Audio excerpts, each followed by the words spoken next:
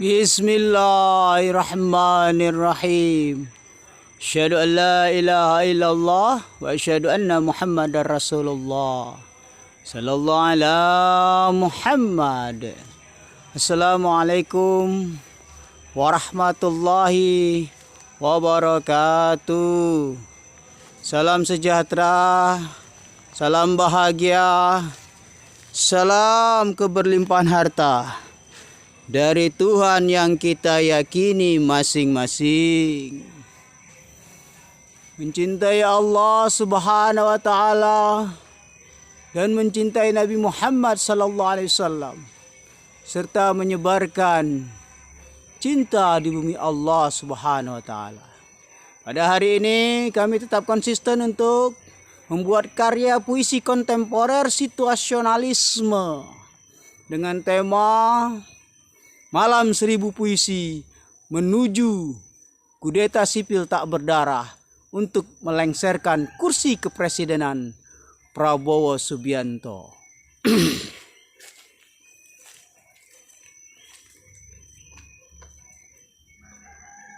Baiklah saudaraku, kami akan memberi judul puisi kontemporer situasionalisme hari ini adalah Politik Cerdas Sang Presiden.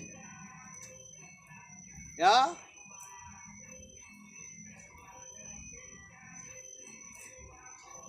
Di kandang nyamuk yang penduduknya gemuk-gemuk, yang mana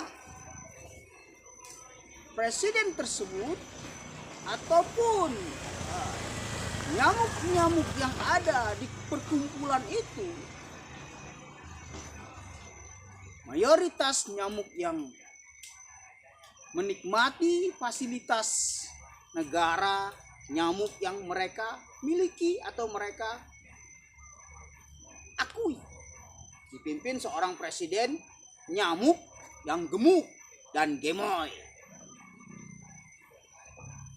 Lalu berkumpullah para petinggi-petinggi nyamuk bersama presidennya itu berdiskusi tentang segala hal. Salah satu pembantu nyamuk itu bertanya, "Wahai Bapak nyamuk presiden gemuk dan gemoy, kenapa Anda begitu bersikukuh atau sangat komitmen terhadap program makan bergizi gratis itu? Kami tidak mengerti ada rahasia apa di balik semua itu." Lalu sang presiden nyamuk gemuk itu mengatakan, "Baiklah, sudah saatnya aku membuka cakrawala berpikir kalian tentang manfaat dan keuntungan yang kudapat jika makan bergizi gratis ini tetap berjalan." Begitu kata sang presiden nyamuk gemuk gemoy itu. Semua menyimak dengan tenang, khusyuk, sambil sesekali mereka nyemil. Cemilannya ada soto babat, ada nasi rendang, ada sirup nyamuk, ya, dan buah-buahan yang begitu menikmati dan menggugah selera. Lalu sang presiden nyamuk yang gemuk dan gemoy itu mengatakan lagi, "Jadi para menteri dan pembantu-pembantuku sekalian, kalian harus mendengarkan dengan baik-baik. Aku bertanya kepada kalian, satu siswa minimal di keluarganya ada berapa orang? Bapak, ibu, itu minimal itu. Belum lagi ada kakek, nenek, ada tante, om, dan lain sebagainya. Kita bicara minimal saja, bapak, ibu dulu, sama kakaknya. Katakan satu keluarga ada 4 orang. Katakan begitu, kita ambil minimal saja. Ada bapak, ibu, adik, dan kakak. Nah, adik dan kakaknya ini dapat program makan bergizi gratis. Ya kan? Si ibu yang rajin mengantar anaknya Ini katakan nih kita ambil keluarga minimal ya, tidak ada asisten rumah tangga nih, kita bicara lain nih. Ini keluarga yang standarnya orang Indonesia lah, 4 orang itu. Ibunya yang rajin mengantar anaknya ke sekolah, baik tingkat SD ya ataupun SMP. Ini kita belum berbicara ketika anaknya sudah SMA nih, kita berbicara SD SMP dulu yang mendapat makanan bergizi gratis. Ini si sang presiden nyamuk gemuk gemoy itu menyatakan dengan begitu antusiasnya ya. Lalu salah satu menteri mengatakan, ini menteri urusan hisap menghisap darah. Darah nyamuk maksudnya ya, darah rakyat nyamuk. Ini menteri urusan hisap menghisap darah nyamuk. Lantas bagaimana Pak Presiden? Apa maksudnya? Begini, menteriku dan pejabat sekalian. Jadi ketika si ibu mengantar anaknya ke sekolah, dia pasti ngerumpi sesama ibu-ibu, ya kan? Setidaknya orang Indonesia itu punya budaya nggak enakan. Anak sudah dikasih makan sama pemerintah, judulnya pemerintah, tapi kan ujung-ujungnya siapa? Presiden nyamuk gemoy gemuk. Ya itu kan. Masa kepemimpinan Bapak Presiden sekarang itu anak kita makannya bergizi ya. Ini terlepas makanan bergizinya ada yang plus minus, itu lain soal lah. Ini kita bicara target politiknya. Jadi kalau Bapak Presiden ini jadi presiden terus, bakal anak-anak kita bakal sehat nih, nggak perlu banyak keluar uang jajan. Itu udah satu itu. Udah plus itu. Ada timbul beban moral ya terhadap sang ibu. Ini belum lagi pekerja dapur MBG-nya, tukang masak MBG-nya, tukang cuci piring di MBG-nya, tukang ngantar-ngantar MBG-nya. Ini belum kita bicara itu. Berapa juta orang dapat pekerjaan dari itu? Katakan juta lah, biar sedikit wah gitu. Semua terikat dengan MBG. Bahkan gaji MBG itu lebih besar daripada gaji seorang guru. Bayangkan itu. Bahkan MBG ini diangkat jadi PNS. Tanda petik ya. Artinya PNS yang kontrak lah. Tapi yang jelas lah statusnya. Bayangkan. Sang presiden gemuk mengatakan, aku membuka lapangan kerja. Iya toh? Ya benar Bapak Presiden, kata salah satu menterinya. Nah, bayangkan. Satu keluarga sudah dapat MBG, ada beban moral, ya, ada beban psikis. Ini targetnya di pemilihan presiden selanjutnya. Kalau tidak salah 2029 lah, kita katakan begitu ya. Nah, dengan beban moral selama 5 tahun dikasih makan oleh pemerintah, tanda petik presiden nyamuk ini, ada beban psikis. Kalau presiden itu nggak dipilih lagi, nanti program MBG ini bakal hilang dong. Nanti anakku nggak kerja lagi. Itu yang anaknya kerja di MBG, di dapur MBG. Ya, ini belum lagi nanti kita bicara anak SMA dapat MBG lagi. Pemilih pemula itu. Nah, secara psikologis mereka terngiang-ngiang, di brainwash otaknya. Nah, ini yang berikan pemerintah. Siapa presidennya? Itu sudah ketebak semua. Circle-nya itu sudah jelas, kata sang presiden. Lalu menteri nyamuk urusan pertanian dan buah-buahan serta telur sayur mayur untuk MBG. Dia mengatakan, setuju Pak Presiden, setuju. Semenjak ada MBG ini, kita bisa menanam sayur, menanam ini, kita ambil, kita jual, yang makan rakyat kita. Wah, ini betul-betul sirkulasi sistem ekonomi yang luar biasa. Kita tanam sendiri, kita jual untuk MBG masak, dimakan rakyat Indonesia. Terlepas enak nggak enak itu urusan lain. Yang jelas petani telur, ya, peternak ayam, petani buah-buahan, ya, itu berlimpah. Yang tadinya tidak ada orderan, bahkan tidak segan-segan mereka minta dari Kalimantan buah ini untuk dikirim ke Jawa. Yang Jawa berlimpah buah ini kirim ke Sumatera, hanya untuk pesanan MBG. Nah, jadi Anda, wahai para menteri, dipotong langsung sama Pak Presidennya.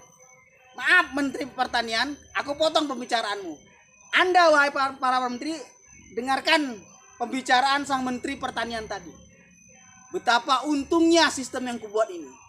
Di samping nanti pemilu 2029 aku terpilih lagi, lapangan pekerjaan kembali terbuka, pemilih-pemilih pemula otomatis akan mencoblos menjadi presiden lagi. Orang-orang tua murid yang anaknya kena program MBG punya beban moral, apalagi emak-emak, ya. Emak-emak itu jangankan MBG, dikasih penyedap rasa gratis saja sudah senangnya setengah mampus, apalagi dikasih MBG yang siap makan. Terlepas enak nggak enak ini, kata sang presiden. Jadi emak-emak itu kalau sudah tersugesti, pokoknya repot urusan. Dan yang paling penting kata sang presiden, program MBG ini adalah bukti aku mendukung penuh orang-orang yang mendukungku ketika jadi presiden. Jadi aku tidak tipu-tipu. Aku bilang siapa yang menjadi tim ses dari tingkat RT sampai tingkat provinsi akan mendapat jatah semuanya, akan mendapat pekerjaan. Dan itu sudah kubuktikan dengan program MBG. Ini kita bicara MBG, satu MBG ini sudah dapat berapa juta suara yang masuk. Begitu kata presiden. Belum lagi Koperasi Desa Merah Putih. Ini lebih cantik lagi saudara-saudara, kata presidennya. Ini kita bicara presiden nyamuk yang gemuk gemoy itu, ya. Ini belum lagi kita berbicara Koperasi Desa Merah Putih, ya. Koperasi Desa Merah Putih itu kelak akan menjadi agen LPG, akan menjadi agen buah-buahan, akan menjadi agen telur, akan menjadi agen sayur mayur, akan menjadi agen sembako, akan menjadi semua kebutuhan masyarakat yang ada di desa ada di Koperasi Desa Merah Putih itu. Sehingga apa? Kita berikan harga yang di bawah standar, sehingga apa? Rakyat-rakyat yang tidak tercover melalui MBG akan tercover melalui Koperasi Desa Merah Putih. Cerdas tidak politiku ini? Kata sang presiden nyamuk gemo itu. Semua menteri dan para pembantunya garuk-garuk kepala. Luar biasa Pak Presiden gemo ini. Ternyata luar biasa cerdasnya. Tak disangka di balik lemakmu yang banyak itu, ternyata kecerdasanmu luar biasa. Pelan tapi pasti, jutaan orang akan terbebani, jutaan orang akan terikat hatinya. Kenapa? Jika mereka tidak memilih Anda, Koperasi Desa Merah Putih akan bubar dengan sendirinya. Jika mereka tidak memilih Anda, otomatis program MBG akan bubar dengan sendirinya. Jadi mau tidak mau Anda memakai politik hutang budi, Pak Presiden. Ya, betul. Indonesia dikenal rakyatnya tidak enakan. Apalagi kalau sudah punya beban moral seperti itu. Kalau sudah bicara perut, bicara dibantu. Sejelek-jeleknya orang Indonesia kalau sudah dibantu, pasti menghormati, menghargai, mendukung yang membantunya. Apalagi yang membantunya tidak mengungkit-ungkit. Pura-pura melupakan. Makanya kan aku selalu berpidato, kata sang presiden. Program MBG ini, program KDMP ini, Koperasi Desa Merah Putih ini adalah program rakyat Indonesia. Saya bukan apa-apa tuh. Saya bukan siapa-siapa tuh. Saya hanya presiden saja yang menjalankan program ini. Semua ini demi rakyat Indonesia. Begitu kata presiden nyamuk yang gemuk gemoy itu. Makanya di awal tadi kami katakan, judul puisi kontemporer situasionalisme ini adalah politik cerdas sang presiden. Jadi, kalau ini tidak dihambat, kalau ini tidak diganggu gugat, maka dapat dipastikan Tuan Presiden Prabowo Subianto akan tetap kuat duduk di kursi kepresidenannya. Subhanallah. Dalam politik itu hal yang wajar dan sah-sah saja. respect kepadamu Tuan Presiden. Politik Anda cerdas. Anda membangun suatu kekuatan politik hutang budi. Yang mana jika mereka mundur dari tidak mendukung Anda, maka mereka akan kehilangan pekerjaan, mereka akan kehilangan zona nyamannya, khususnya emak-emak, mereka akan memberi jajan anaknya karena MBG sudah dihapuskan karena Anda tidak terpilih Bapak Presiden. Kami hormat. Namun sebagai warga Republik Indonesia yang beroposisi terhadap Anda, wahai Bapak Presiden Prabowo Subianto maksud kami, janganlah sakit hati. Kami ini oposisi terhadap kebijakan Anda. Karena kami tahu kelicikan berpolitik Anda itu. Maka kami akan menghentikan dengan kudeta sipil tak berdarah. Jadi Anda harus berusaha lebih keras lagi Bapak Presiden. Kita bertarung fair. Silakan Anda menjalankan program MBG Anda, KDMP Anda, Koperasi Desa Merah Putih. Silakan jalankan itu. Nah, problem bagi kami. Karena kami pihak oposisi akan memberikan pencerahan kepada rakyat. Terima MBG itu, tapi jangan pernah punya beban moral dan hutang budi kepada sang presiden untuk mencoblosnya lagi. Karena apa? Karena itu politik tipu-tipu. Itu uang rakyat, bukan uang pribadi beliau. Jadi jangan beban moral kita. Itu hak rakyat. Beliau hanya membuat program yang membuat beban moral Anda semua rakyat Indonesia. Jangan tertipu. Jangan tertipu. Kami tidak menghalangi program MBG, tapi kami mempertanyakan kesejahteraan guru, fasilitas pendidikan, ya, apa yang mereka dapat.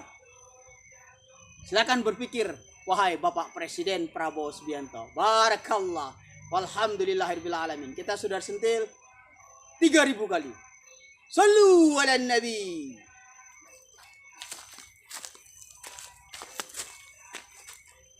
Allahumma salli ala Sayyidina Muhammad.